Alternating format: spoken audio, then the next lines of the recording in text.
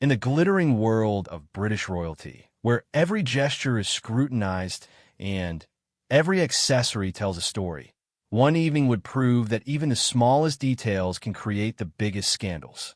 When Queen Camilla stepped into the grand ballroom, wearing a piece of jewelry that wasn't meant to be hers, she unknowingly triggered a chain of events that would expose decades of royal secrets, test the bonds of marriage, and reveal the true power dynamics within the palace walls. What started as an innocent fashion choice would become the talk of every newspaper, the subject of countless royal commentaries, and the beginning of a revelation that no one in the royal family saw coming.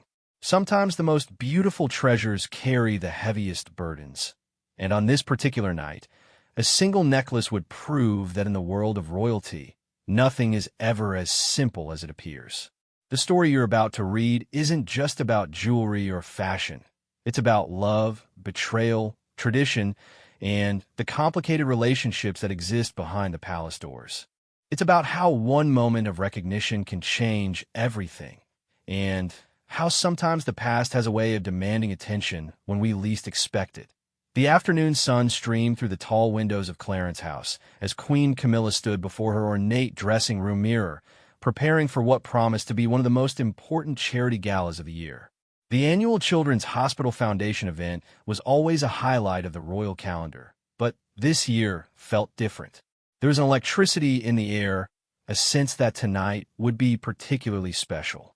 Camilla's lady-in-waiting, Margaret Thornfield, had been bustling about the room for the past hour, carefully laying out accessories and ensuring every detail was perfect. Margaret had served the royal family for over 20 years, and her keen eye for protocol and fashion had never failed them. However, today she seemed unusually nervous, checking and rechecking the jewelry selections with an intensity that didn't go unnoticed. "Your Majesty, I've prepared several options for this evening," Margaret said, her voice slightly strained as she gestured toward the velvet-lined jewelry cases spread across the mahogany table. "The sapphire set would complement your navy gown beautifully, or perhaps the diamond tiara that belonged to the Queen Mother would be appropriate for such a formal occasion." Camilla nodded absently, her thoughts elsewhere. She had been queen for less than 2 years, and while she had grown comfortable with many aspects of her role, events like these still required careful consideration. Every choice she made would be photographed, analyzed, and discussed in newspapers around the world. The pressure was something she had never quite gotten used to, despite decades of preparation. As Margaret continued to arrange the jewelry options, Camilla's attention was drawn to a particular case that sat slightly apart from the others. It contained a stunning diamond and pearl necklace that seemed to catch the light in the most extraordinary way. The piece was elegant yet bold, with a design that spoke of both classic royal tradition and contemporary sophistication. "Margaret, what about that one?" Camilla pointed to the necklace that had captured her attention. "It's quite beautiful. I don't remember seeing it before." Margaret's face went pale for just a moment before she quickly composed herself. "Oh, that piece, Your Majesty. It's part of the collection that was recently cataloged from the royal vault. I'm not entirely certain of its provenance, but it appeared to be available for use." The truth was far more complicated than Margaret was letting on. The necklace had indeed come from the royal vault, but it had been specifically set aside years ago with a small notation in the Royal Jewelry Registry.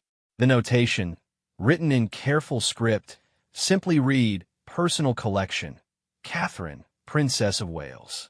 Margaret had noticed this when she was selecting pieces for the evening, but in her haste and the pressure of preparing for such an important event, she had made a decision that would soon prove to be monumentally significant. Camilla lifted the necklace from its case, feeling the weight of the diamonds and pearls in her hands. The craftsmanship was exquisite, clearly the work of a master jeweler.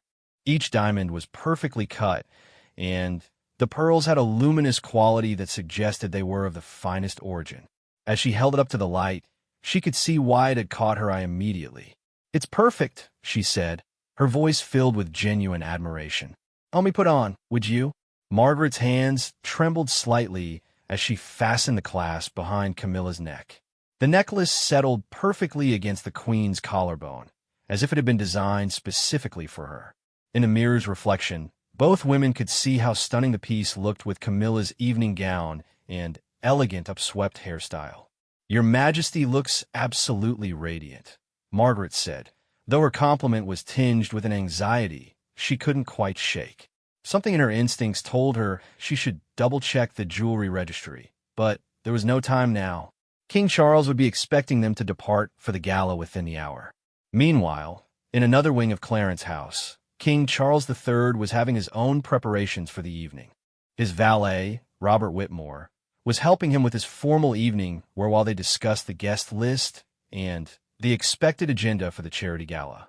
Charles had always taken these events seriously, understanding their importance not just for the causes they supported, but for maintaining the royal family's connection with the public. The Children's Hospital Foundation has made remarkable progress this year, Charles was saying as Robert adjusted his bow tie.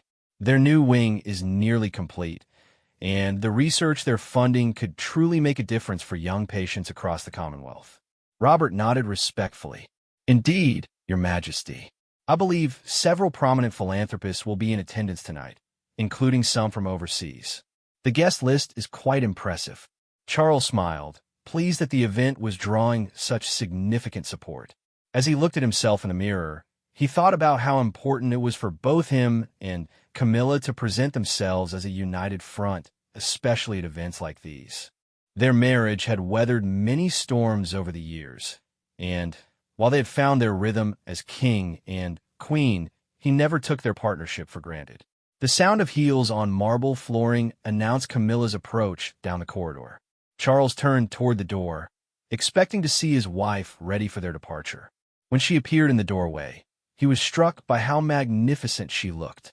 The navy gown was elegant and regal. Her hair was styled to perfection, and her jewelry caught the light beautifully. But something about her appearance made him pause. There was something familiar about the necklace she was wearing, something that stirred a memory he couldn't quite place. He studied it more carefully, noting the particular way the diamonds were set, the size and luster of the pearls, and the overall design of the piece. "You look wonderful, my dear," he said, though there was a slight hesitation in his voice. "That necklace is quite striking. Is it new?" Camilla touched the necklace gently, smiling with pleasure at his compliment. "Margaret found it in the jewelry collection. I thought it was perfect for tonight. Do you like it?" Charles nodded, but the nagging sense of familiarity continued to trouble him. He had an excellent memory for royal jewelry, having grown up surrounded by the family's extensive collection and having learned about the history and significance of various pieces over the years.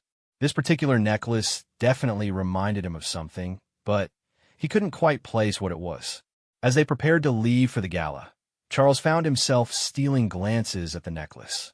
The more he looked at it, the more certain he became that he had seen it before, but the context remained frustratingly elusive. He decided to put the matter aside for the evening, focusing instead on the important work they would be doing at the charity event.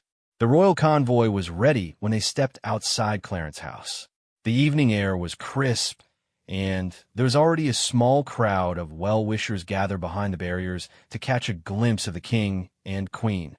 Photographers were positioned strategically, their cameras ready to capture every moment of their departure. As they settled into the back seat of the Rolls-Royce, Camilla arranged her gown carefully to avoid wrinkles. The necklace caught the interior light of the car, creating small sparkles that danced across the leather upholstery. Charles found his attention drawn to it once again, that persistent feeling of recognition continuing to nag at him. "Are you quite all right, Charles?" Camilla asked, noticing his distraction. "You seem preoccupied this evening." He smiled and took her hand gently. "I'm perfectly fine, darling. Just thinking about the speech I'll be giving tonight, and wanted to make sure I do justice to the important work the Hospital Foundation is doing." This was partially true, but Charles couldn't shake the feeling that there was something significant about the necklace that he was missing. As their car pulled through the gates and into the London traffic, he resolved to inquire about it more thoroughly when they returned home. For now, he would focus on the evening ahead and the important charitable work they were there to support. The journey to the hotel, where the gala was being held, took them through some of London's most beautiful districts. The city looked particularly elegant in the evening light, with the historic buildings and modern developments creating a stunning backdrop for their royal duties. Camilla gazed out the window, watching the people on the sidewalks who occasionally noticed their convoy and waved. "It never gets old, does it?" she mused. "The way people respond when they see us. There's such genuine warmth in their reactions." Charles agreed, following her gaze to see a group of tourists who had stopped to photograph their car as it passed. It's one of the most rewarding aspects of what we do. These events allow us to connect with causes that truly matter, and the public support makes it all possible. As they approached their destination, both Charles and Camilla could see the elaborate preparations that had been made for the evening. The hotel's entrance was decorated with flowers and elegant lighting, and a red carpet stretched from the curb to the main doors. Photographers and journalists were already in position, and security personnel were discreetly stationed throughout the area. "Ready for another memorable evening?" Charles asked, squeezing Camilla's hand gently. She smiled back at him, her fingers unconsciously touching the necklace at her throat. "Always when I'm with you." Neither of them could have anticipated that this particular evening would indeed be memorable, but for reasons far different from what they expected. The necklace that Camilla wore so elegantly would soon become the center of a revelation that would challenge everything they thought they knew about the royal jewelry collection and the careful protocols that governed its use. The grand ballroom of the Savoy Hotel had been transformed into a glittering wonderland for the Children's Hospital Foundation Gala. Crystal chandeliers cast warm light over tables decorated with white roses and gold accents, while the stage at the front of the room was set for both speeches and a performance by the London Symphony Orchestra. The most influential philanthropists, celebrities, and dignitaries from across the United Kingdom and beyond had gathered for what promised to be one of the most successful fundraising events of the year. As the royal motorcade pulled up to the red carpet entrance, a buzz of excitement rippled through the crowd of onlookers and media representatives. The arrival of King Charles III and Queen Camilla was always a significant moment at any event, but tonight felt especially electric. The charity's cause was close to both their hearts, and their presence would undoubtedly help raise awareness and fund for the Children's Hospital. Charles stepped out of the car first. His formal evening were impeccable as always, and then offered his hand to help Camilla emerge gracefully. As she stepped onto the red carpet, there was an immediate reaction from the photographers. Camera flashes erupted in a synchronized symphony, and the crowd pressed forward to get a better view of the Queen's stunning appearance. Camilla's navy gown flowed elegantly as she moved, but it was the necklace that truly caught everyone's attention. Under the bright lights of the media area, the diamonds seemed to come alive, creating a dazzling display that was impossible to ignore. The pearls added a classic touch that spoke to royal tradition, while the overall design was unmistakably modern and sophisticated. "Your Majesty, you look absolutely radiant tonight," called out one of the royal correspondents from behind the press barriers. Camilla smiled graciously and waved to the crowd, her confidence evident in every gesture. She had learned over the years how to move comfortably in front of cameras, and tonight she seemed particularly at ease. The necklace caught the light with every turn of her head, creating a mesmerizing effect that the photographers were eager to capture. Charles walked beside her, acknowledging the crowd with his characteristic warm smile and occasional waves. However, as they made their way down the red carpet, he couldn't help but continue studying the necklace. In the bright lights of the media area, he could see even more detail in the piece, and that nagging sense of familiarity was growing stronger. Inside the ballroom, the evening's host, Sir David Pemberton, chairman of the Children's Hospital Foundation, was making final preparations for the royal arrival. He had worked closely with the palace staff to ensure that every detail of the evening would be perfect, from the seating arrangements to the timing of the speeches. This gala represented months of planning and preparation, and the success of the fundraising efforts would directly impact the hospital's ability to expand their services and research programs. "Their Majesties have arrived," whispered his assistant, and Sir David immediately moved toward the entrance to greet the royal couple personally. As Charles and Camilla entered the ballroom, the assembled guests rose to their feet in a show of respect and enthusiasm. The applause was warm and genuine, reflecting the deep affection that many people felt for the royal couple and their dedication to charitable causes.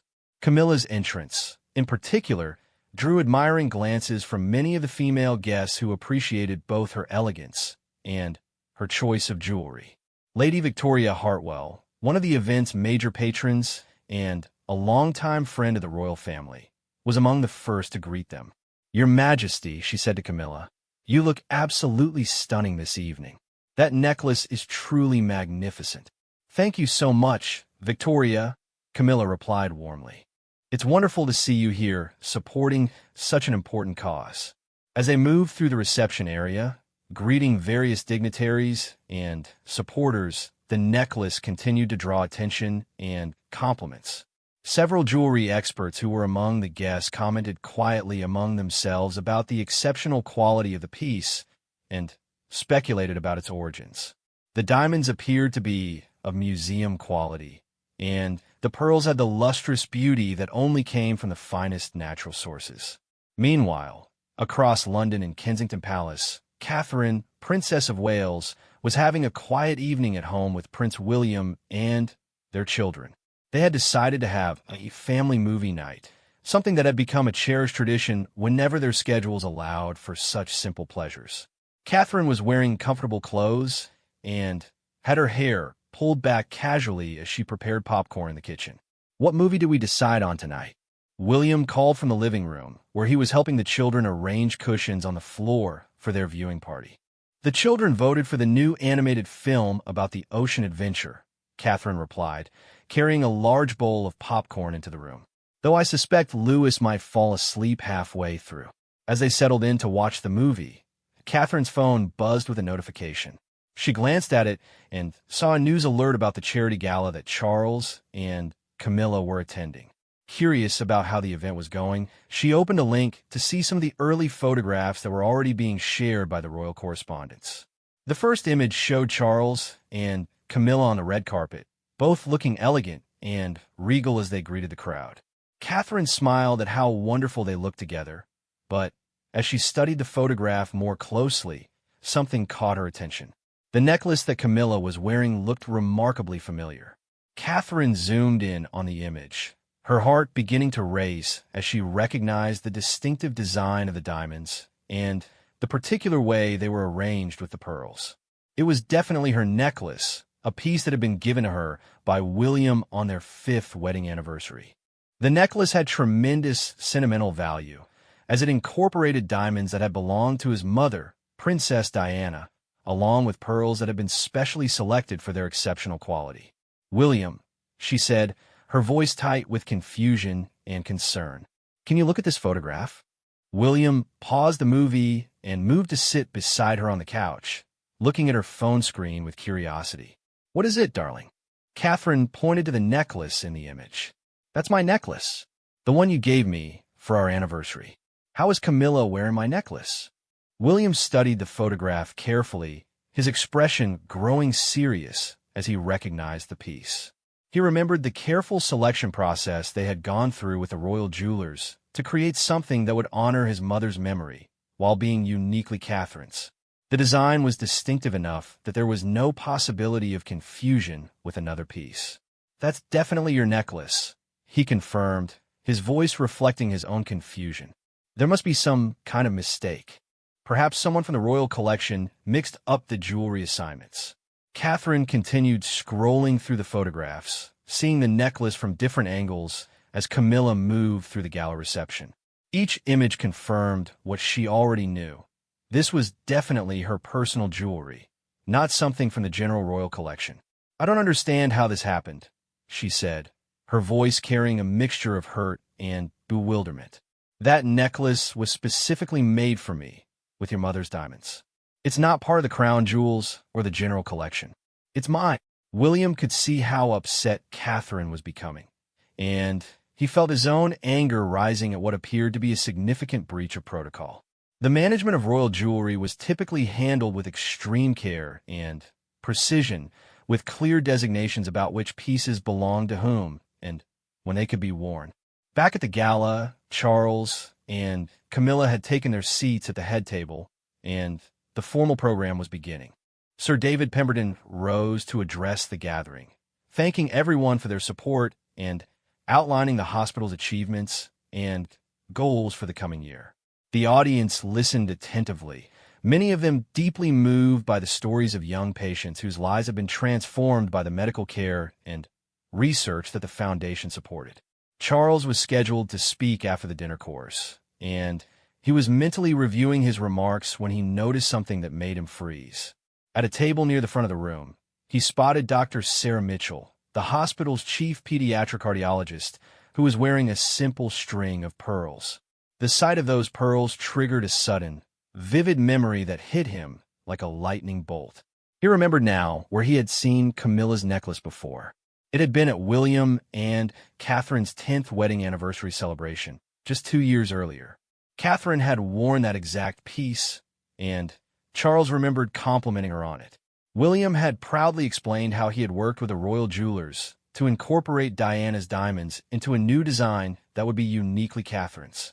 The realization struck Charles with such force that he actually gasped audibly, causing Camilla to look at him with concern.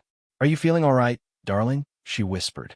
Charles composed himself quickly, not wanting to create a scene in the middle of the charitable event, but his mind was racing. How had Catherine's personal necklace ended up in Camilla's jewelry selection? This wasn't just a simple mix-up. This was a serious protocol breach that could have significant implications for family relationships and public perception. As Sir David continued his speech, Charles found himself unable to concentrate on the words. His eyes kept drifting to the necklace around his wife's neck, and he felt a growing sense of dread about the potential consequences of this situation. He knew he would need to address it immediately after the gala, but for now, he had to maintain his composure and fulfill their charitable obligations. The evening continued with dinner and entertainment, but Charles felt as though he was watching everything through a fog of anxiety and confusion. When it came time for his speech, he delivered his prepared remarks about the importance of supporting children's health care, but his heart wasn't fully in it. His mind kept returning to the necklace and the difficult conversation he knew he would need to have when they returned home. Camilla, meanwhile, remained unaware of the drama that was unfolding around her jewelry choice. She continued to receive compliments throughout the evening and was genuinely enjoying the opportunity to support such a worthy cause. The necklace felt perfect around her neck, and she was pleased with how well it complemented her gown and the overall formality of the occasion. As the evening drew to a close, and they prepared to leave the gala, Charles knew that the most challenging part of the night was yet to come. The conversation waiting for them at home would test not only their marriage, but potentially the relationships within the entire royal family. The journey back to Clarence House was unusually quiet, with Charles lost in thought and Camilla gently touching the necklace as she reflected on the successful evening. The gala had exceeded all expectations, raising more money than ever before for the Children's Hospital Foundation. The guests had been enthusiastic and generous, and the royal couple's presence had clearly made a significant impact on the fundraising efforts. "I think that went wonderfully well," Camilla said softly, breaking the silence that had settled between them. Sir David seemed thrilled with the response from the donors, and the stories about the children were so moving. "It really reinforces why we do this work." Charles nodded absently, his mind still wrestling with the implications of what he had realized during the evening. Yes, it was a very successful event. The foundation will be able to do remarkable things with the funds they raised tonight. Camilla noticed the strain in his voice and the tension in his posture. After years of marriage, she had learned to read his moods and expressions, and she could tell that something was troubling him deeply. "Charles, you seem distracted all evening. Is there something wrong? Are you feeling unwell?" He turned to look at her, taking in her elegant appearance and the way the necklace caught the passing streetlights. The beauty of the piece was undeniable, but knowing its true provenance made every glance at it feel like a weight on his chest. I'm fine physically, but there's something we need to discuss when we get home. It's about the necklace you're wearing. A flash of confusion crossed Camilla's face. The necklace? What about it? I thought you said you liked it. I do think it's beautiful, Charles said carefully, but I've realized where I've seen it before, and I'm afraid there may have been a mistake in the jewelry selection for this evening. Camilla's hand moved instinctively to touch the necklace, a gesture that had become habitual throughout the evening. What kind of mistake? Margaret assured me it was available from the royal collection. Charles took a deep breath, knowing that this conversation was going to be difficult for both of them. I believe that necklace belongs to Catherine. It was specifically made for her, using diamonds that belonged to my mother. The words hung in the air between them like a physical presence. Camilla stared at Charles in shock, her mind struggling to process what he had just told her. The implications of wearing Catherine's personal jewelry to such a public event were staggering, both in terms of royal protocol and family relationships. That's not possible, she said, though her voice lacked conviction. If it belonged to Catherine, it wouldn't have been in my jewelry selection. The staff are meticulous about these things. Charles reached over and took her hand gently. I'm certain it's hers, my dear. I remember the piece very clearly from their anniversary celebration. William had it specially made to incorporate Diana's diamonds into something uniquely Catherine's. As their car pulled through the gates of Clarence House, Camilla felt a wave of embarrassment and anxiety wash over her. The thought that she had unknowingly worn another family member's personal jewelry to such a high-profile event was mortifying. Worse still was the realization that the piece had sentimental value tied to Diana's memory, making the situation even more sensitive. Meanwhile, at Kensington Palace, William had spent the evening trying to reach someone at Clarence House to address the jewelry situation, but the staff there had been focused on supporting the king and queen at the gala. His calls had gone unanswered, and his messages had not yet been returned. Catherine, meanwhile, had been following the news coverage of the event online, seeing more and more photographs of Camilla wearing her necklace. Look at this, Catherine said, showing William her phone screen. The royal fashion bloggers are already analyzing every detail of her outfit. They're calling the necklace stunning and the perfect choice for the occasion. They have no idea it wasn't supposed to be her choice at all. William could see how hurt Catherine was by the situation, even though she was trying to hide it behind practical concerns about protocol. The necklace wasn't just valuable jewelry. It was a symbol of their love and a connection to his mother's memory. Seeing it worn by someone else, however innocently, felt like a violation of something deeply personal. I'm going to drive over to Clarence House, William announced, reaching for his jacket. This needs to be sorted out tonight, before the situation gets any worse. Catherine looked uncertain. Should we wait until tomorrow? They've just returned from a major event, and they're probably exhausted. No, William said firmly. If we wait, more photographs will be published, and more people will comment on the necklace. The longer this goes on, the more complicated it becomes. Better to address it now, while we can still contain the situation. As William prepared to leave, Catherine felt a mixture of emotions swirling within her. She was hurt and confused by how her personal jewelry had ended up in Camilla's collection, but she also felt sympathy for the queen, who had clearly been unaware of the mistake. The situation was awkward for everyone involved, and she hoped it could be resolved without damaging family relationships. Back at Clarence House, Charles and Camilla had retired to their private sitting room to continue their conversation away from the staff and any potential interruptions. Camilla had removed the necklace and placed it carefully in its case, unable to look at it without feeling a deep sense of embarrassment about the evening's events. I need to call William immediately, Charles said, reaching for his phone. We need to address this directly and honestly. Before he could make the call, Margaret Thornfield appeared in the doorway, looking extremely distressed. Your Majesties, I must speak with you urgently about the jewelry selection for this evening. Charles gestured for her to enter. Yes, Margaret. I think we need to understand exactly how this situation occurred. Margaret's face was pale as she approached them, holding a leather-bound registry book. I'm afraid I made a terrible error, Your Majesty. When I was selecting jewelry for tonight, I saw the necklace in the collection and assumed it was available for use. I didn't check the detailed registry until just now, and I discovered it's clearly marked as belonging personally to the Princess of Wales. The weight of Margaret's admission settled heavily in the room. Charles could see that the lady-in-waiting was genuinely devastated by her mistake, but that didn't diminish the seriousness of the situation or its potential consequences. How did Catherine's personal jewelry end up mixed with the general royal collection? Charles asked, his voice stern but controlled. Margaret consulted her registry book with trembling hands. It appears the necklace was sent for cleaning and maintenance several weeks ago, along with several other pieces. When it was returned, it was placed in the wrong section of the vault.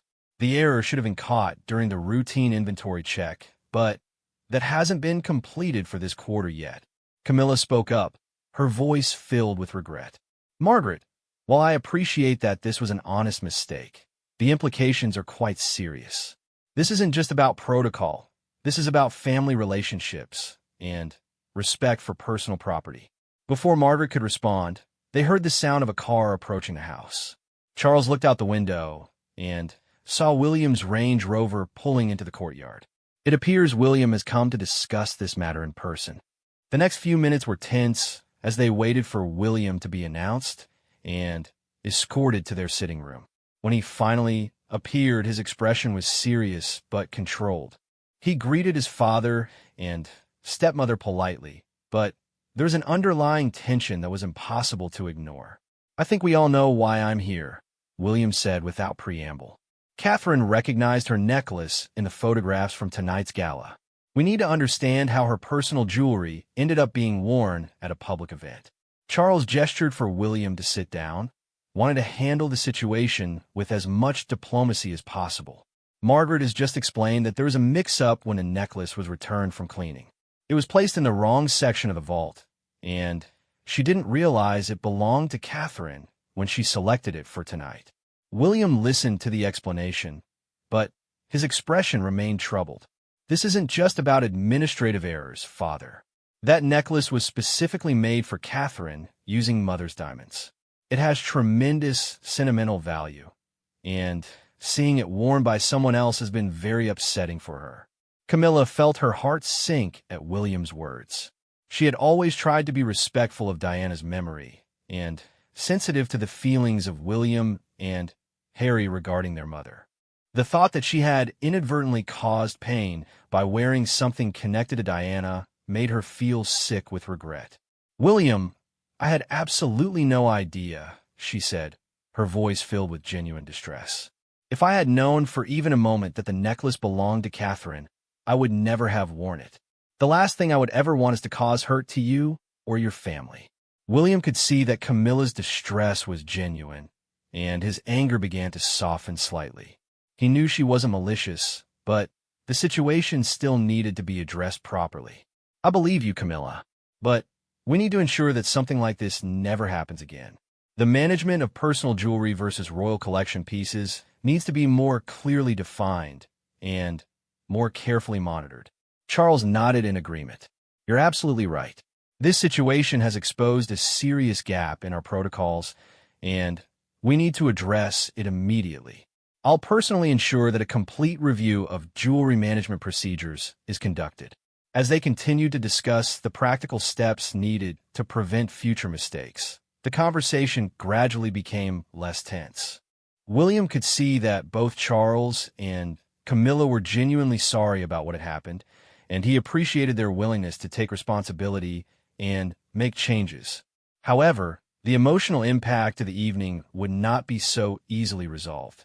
The photographs of Camilla wearing Catherine's necklace would continue to circulate in the media, and the royal family would need to navigate the delicate task of maintaining dignity while addressing the mistake internally. The incident would serve as a reminder that even in the carefully controlled world of royal protocol, human error could create situations with far-reaching consequences.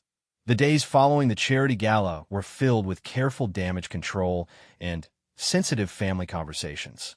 While the media continued to praise the success of the fundraising event and Camilla's elegant appearance, the royal family worked quietly behind the scenes to address the jewelry incident and prevent any public awareness of the mistake that had been made. Charles had immediately ordered a comprehensive review of all jewelry management protocols, working closely with the master of the household and the Royal Collection Trust to ensure that such a mix-up could never happen again. New procedures were implemented requiring multiple verification steps before any jewelry piece could be selected for use, and personal collections were physically separated from royal collection items to prevent future confusion. Margaret Thornfield, devastated by her error, had offered her resignation, but Charles had declined to accept it. After 20 years of faithful service, he recognized that this was a genuine mistake rather than negligence, and he valued her experience and dedication. Instead, she was required to undergo additional training on the new protocols and work directly with the royal collection curators to understand the complete provenance of every piece in the jewelry vaults. The most delicate aspect of the situation involved the family relationships that had been affected by the incident.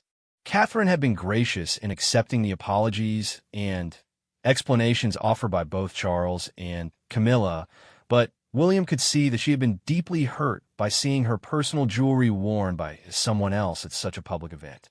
The sentimental value of the necklace, with its connection to Diana's memory, had made the situation particularly painful for her. "I understand it was an honest mistake," Catherine said during a private conversation with William several days after the gala. "But seeing those photographs everywhere with all the fashion commentary about how beautiful the necklace looked on Camilla made me feel like something very personal had been taken from me." William put his arm around his wife, understanding her complex emotions about the situation. "I know, darling, and I think Camilla understands how you feel. She's been genuinely distressed about the whole thing." Indeed, Camilla had been struggling with her own feelings of guilt and embarrassment since learning about the necklace's true ownership. She had always tried to be respectful of the boundaries within the family, particularly when it came to anything connected to Diana's memory. The thought that she had unknowingly crossed one of those boundaries had been keeping her awake at night. After much consideration, Camilla decided that a personal gesture was needed to properly address the situation. She asked Charles to arrange a private meeting with William and Catherine, where she could speak to them directly about what had happened and express her regrets more fully than had been possible during the immediate crisis management. The meeting was arranged for the following week at Clarence House, in the same sitting room where the initial confrontation had taken place. Catherine arrived feeling nervous about the conversation, uncertain about how to navigate the complex emotions surrounding the incident while maintaining family harmony. "Catherine, William," Camilla began as soon as they were seated, "I want to start by saying how truly sorry I am about what happened with your necklace. I know that my apologies can't undo the fact that I wore something so personal to you at such a public event, but I need you to understand that I would never have chosen to do such a thing knowingly." Catherine could see the genuine distress in Camilla's expression, and despite her hurt feelings, she felt compassion for the older woman. "I do understand that it wasn't intentional, Camilla." Margaret explained exactly how the mistake occurred, and I can see how it could have happened. "But understanding the mistake doesn't erase the hurt it caused," Camilla continued. "When Charles told me that the necklace had been made specially for you using Diana's diamonds, I felt absolutely sick. I can only imagine how you must have felt seeing me where something so meaningful to you and your family." William watched as both women struggled with the emotional complexity of the situation. He could see that Camilla was genuinely remorseful, and he appreciated her willingness to address the matter so directly. What's important now is making sure it doesn't happen again and finding a way to move forward as a family. Camilla nodded, then reached into her handbag and withdrew a small velvet box. "Catherine, I have something for you. It's not meant to replace what happened or make up for the mistake, but I wanted to give you something that might help us move past this incident." Catherine accepted the box with curiosity and opened it to reveal a beautiful pair of pearl earrings. They were elegant and timeless, with a design that complemented the necklace perfectly.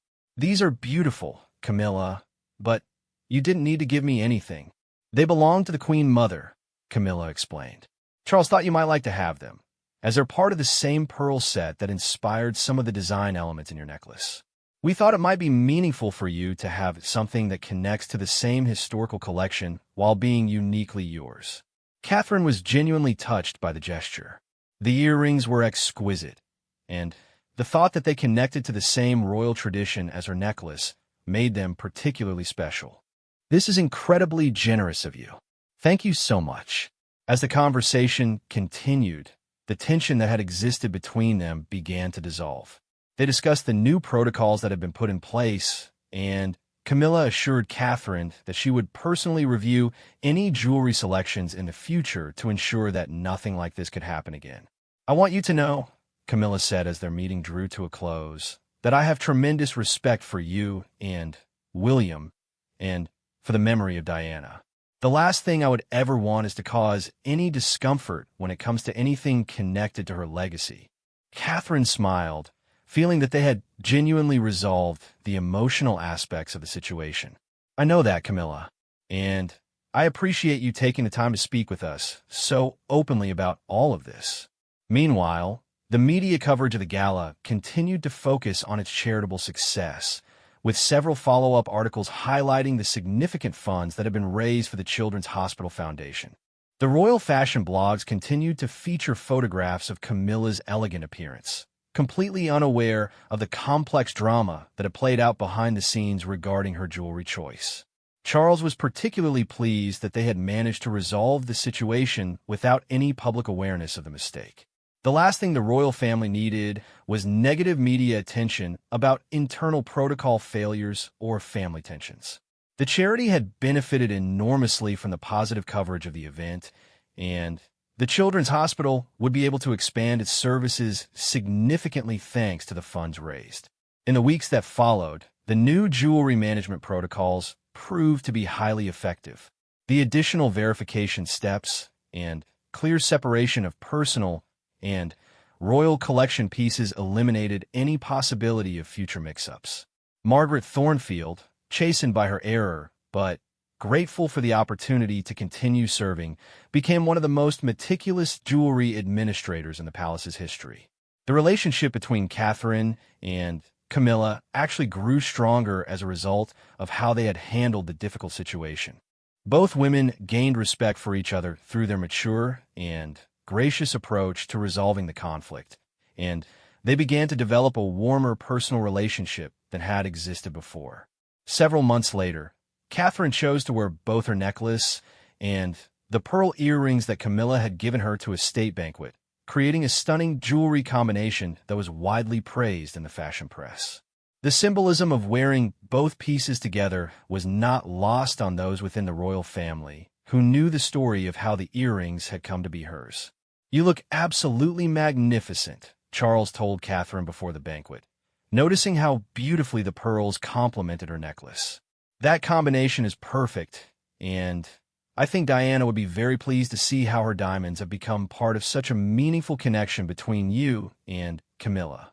Catherine smiled, touching both pieces gently. "It feels right, wearing them together. Sometimes the most difficult situations can lead to the most meaningful resolutions." The incident with the necklace became a story that the family would reference privately in years to come, not as a source of embarrassment, but as an example of how honest mistakes could be handled with grace and dignity. It reinforced the importance of clear communication and careful attention to protocol, while also demonstrating the strength of family bonds when they are tested by unexpected challenges.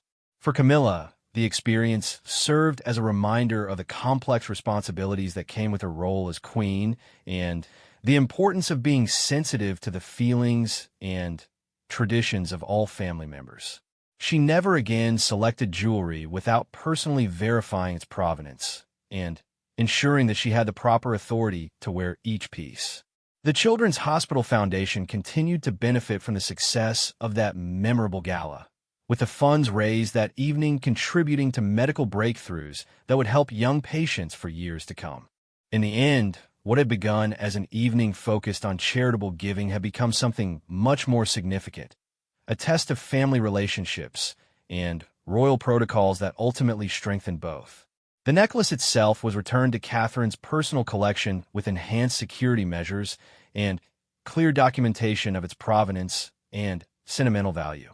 It continued to be one of her most treasured pieces, not just for its beauty and connection to Diana's memory, but now also for the role it had played in bringing her closer to her stepmother-in-law. Years later, when Catherine would tell the story to her children, she would emphasize not the initial hurt and confusion, but the way that honest communication and mutual respect had transformed a difficult situation into an opportunity for stronger family bonds. It became a lesson in forgiveness, understanding, and the importance of treating even mistakes with grace and dignity. The royal family's ability to handle the jewelry incident privately and maturely reinforced their reputation for discretion and family unity. While the public never learned about the mix-up that had occurred that evening, the lessons learned from it would influence royal protocol and family relationships for generations to come. In the end, what could have been a source of lasting tension instead became a foundation for deeper trust and understanding within the family.